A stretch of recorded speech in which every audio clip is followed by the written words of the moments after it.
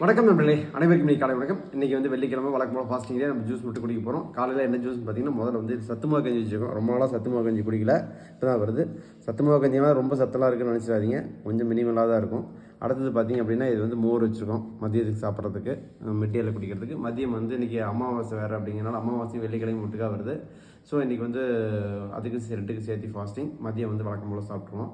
So இப்போ அந்த ICMR guidelines வந்து 4th கைட்லைன் என்னென்னு பார்த்தீங்கன்னா, குழந்தைங்களுக்கு 6 மாதத்துக்கு அப்புறம் வீட்டில் தயார் பண்ண செமி சாலிட் ஃபுட்ஸை வந்து கொடுக்க சொல்கிறாங்க. வெளியில் கொடுக்குற ஃபுட்ஸை வந்து அவாய்ட் பண்ண சொல்கிறாங்க. ஏன்னா அதுக்கு மேலே வந்து தாய்ப்பால் மட்டுமே பத்தாதுங்கிறனால 6 மாதத்துக்கு மேலே வந்து செமி சாலிட் வீட்டில் செஞ்சது. அதில் வந்து முக்கியமாக பார்த்தீங்கன்னா காம்ப்ளிமெண்ட்ரி ஃபுட்னு சொல்கிறோம். இது என்னென்னா அடிஷ்னல் ஃபுட் அவங்களுக்கு கொடுக்குறோம். இதில் வந்து பார்த்திங்கன்னா உப்பு வந்து கம்மியாக கொடுக்க சொல்கிறாங்க. ப்ளஸ் அதே மாதிரி ஆடட் சுகரும் கம்மியாக கொடுக்க சொல்கிறாங்க.